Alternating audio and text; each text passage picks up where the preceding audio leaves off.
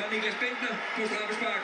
Akker har tidligere scoret 2 gange mod Malta i 2008 mod Australien i 2012, altså sidste år. Kaptajnen overfor Mihailov, som de skal have en snak med den tyrkiske dommer.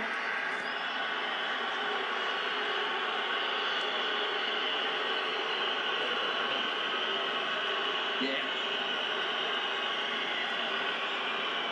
Han var meget konsekvent i sin kendelse.